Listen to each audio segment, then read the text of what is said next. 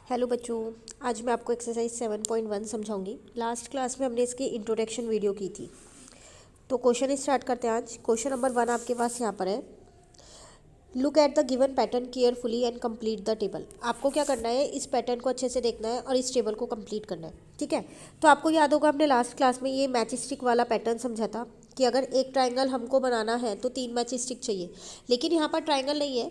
ठीक है ना, तो यहाँ पर आपके पास ये 5 साइडेड फिगर है। इसका मतलब 5 साइडेड फिगर को हम क्या बोलते हैं, पेंटागन। तो ये आपको पेंटागन दे रखा है। ठीक है, अब जब हमने ट्राइंगल किया था तो हमने उसका एक जनरलाइज्ड फॉर्मूला किया था, वो था 3 मल्टीप्लाई एन। था ना ये 3 मल्टीप्लाई एन, जिसमें एन हमारे पास था नंबर ऑफ ट्राइंगल्स, है ना। अगर एक ट्राइंगल था तो 3 इंटू 1 करा था तो 3 मैच स्टिक्स हमको चाहिए थी।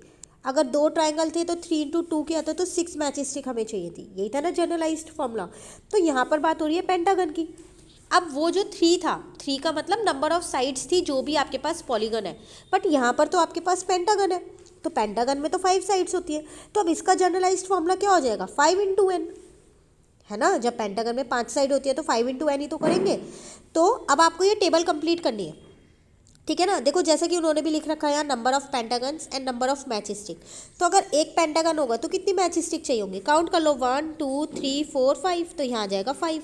और वैसे भी आप यहाँ पर एक है, एन की जगह आप 1 लिखो तो 5 आएगा।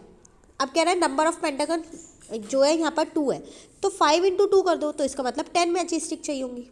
ठीक है ना। अब अगर कहे 3 पेंटागन है तो 5 इंटू 3 कर दो तो 15 मैच स्टिक चाहिए होंगी। तो ऐसे करके आपको ये टेबल कंप्लीट करनी है और उसके बाद आपको क्या करना है, जनरलाइज्ड फॉर्मूला भी लिखना है जो आपने यूज़ किया है। तो जनरलाइज्ड फॉर्मूला आपने क्या यूज़ किया है यहाँ पर, 5 इंटू में एन। ठीक है, चलिए क्वेश्चन नंबर 2 पे आते हैं। यहाँ पर आपसे कह रहा है form an algebraic expression for each of the following statement. आपको यहाँ पर कुछ स्टेटमेंट्स दे रखे हैं और आपको कह रहा है कि उनकी एल्जेब्रिक एक्सप्रेशन आपको बताना है। तो एल्जेब्रिक एक्सप्रेशन हमने क्या समझा था, जो हमारे 4 ऑपरेशंस वेरिएबल और कांस्टेंट से मिलके बनती है ना। 4 ऑपरेशंस कौन से थे मैथ्स में, कौन से होते हैं, प्लस माइनस मल्टीप्लाई डिवाइड।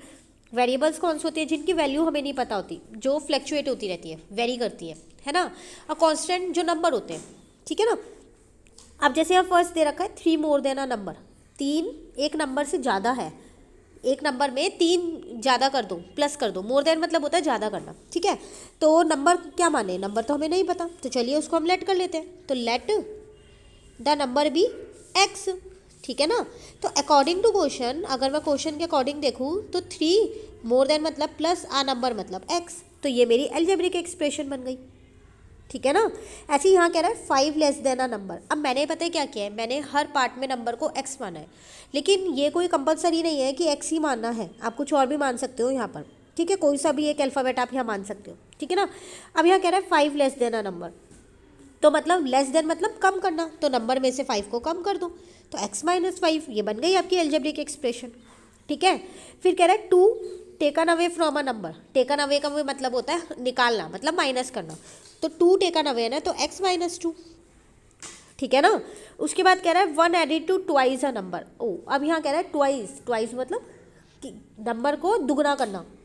ठीक है, ट्वाइस का मतलब हिंदी में बताऊँ तो दुगना होता है। ठीक है, तो ट्वाइस अ नंबर मतलब 2 से मल्टीप्लाई करना और उसमें 1 ऐड कर देना, तो ये बन गई आपकी एल्जेब्रिक एक्सप्रेशन। ठीक है ना। तो जैसे आपको कह रहा है ना, सेम आपको वही करना है, इसको सॉल्व नहीं करना, बस एक एल्जेब्रिक एक्सप्रेशन बना के आपको छोड़ देना है। ठीक है, चलिए थर्ड क्वेश्चन देखते हैं, इसके जे तक के पार्ट्स हैं। ठीक है ना। थर्ड क्वेश्चन में आपसे यहाँ पर कह रहा है right statement for each of the following algebraic expression. देखो अब आपको एल्जेब्रिक एक्सप्रेशन उन्होंने लिख के दी है और अब आपसे कह रहा है स्टेटमेंट आप लिखो। क्वेश्चन नंबर 2 में आपको स्टेटमेंट दी थी और एल्जेब्रिक एक्सप्रेशन आपसे पूछ रहा था, है ना। तो अब हम कैसे बनाएंगे, जैसे कि यहाँ पर लिखा हुआ है हमारे पास 18 माइनस का y, तो आप कैसे भी बना सकते हो, ऐसे लिख दो 18 लेस देन अ नंबर। ठीक है, या फिर 18 taken away from a number, कुछ भी लिख सकते हो, ऐसा कोई कंपलसरी नहीं है। जो मैंने आंसर में लिख के दिया है वही आपको लिखनी है, क्योंकि याद नहीं करना है आपको।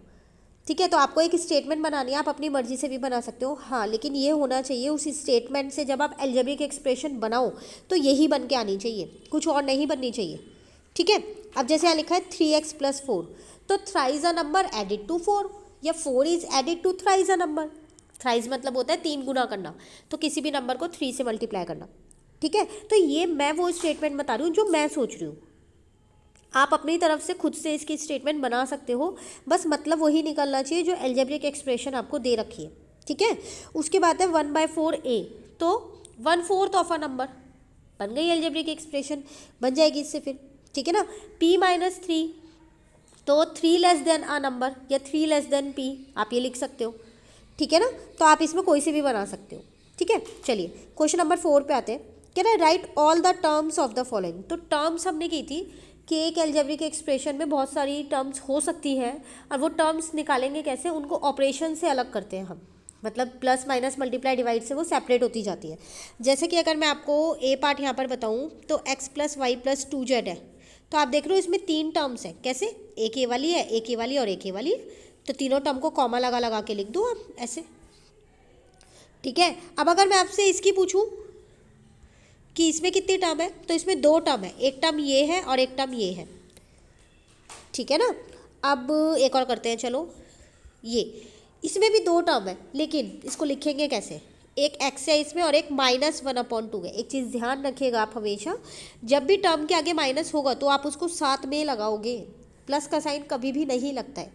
अगर आपको +4 लिखना हो तो आप खाली 4 लिखते हो, कभी भी +4 नहीं लिखते हो, इस 4 का मतलब ही +4 है।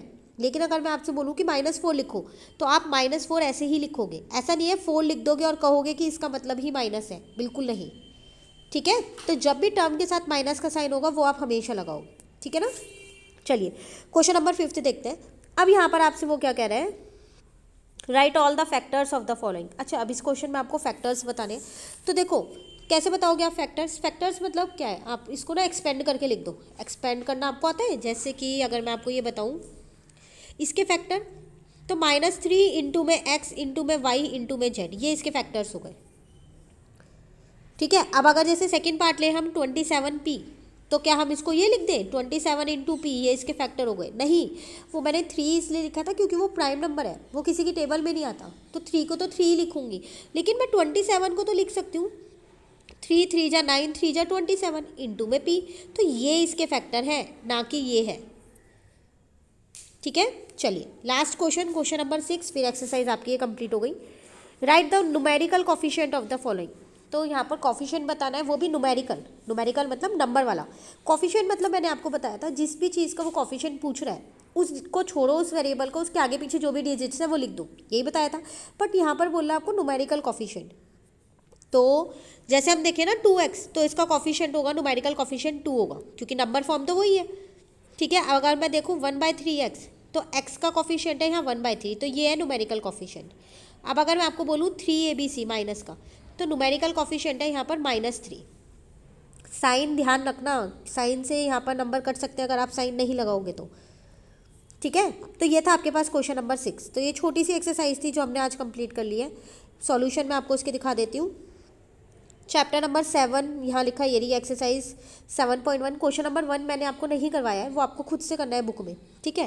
क्वेश्चन नंबर 2 ये रहा, ए पार्ट बी पार्ट, मैंने शायद से सारे ही पार्ट किए हैं इसके, C D E F G तक किए मैंने, ठीक है। आप देख लो, ये लिखे हुए सारे पार्ट्स। उसके बाद क्वेश्चन नंबर 3 के मैंने 2 पार्ट किए हैं। क्वेश्चन नंबर 4 ये रहा, क्वेश्चन नंबर 5 सबके मैंने सारे पार्ट्स नहीं किए हैं, बाकी के पार्ट्स आपको करने हैं। क्वेश्चन नंबर 5 के बाद 6 ये रहा,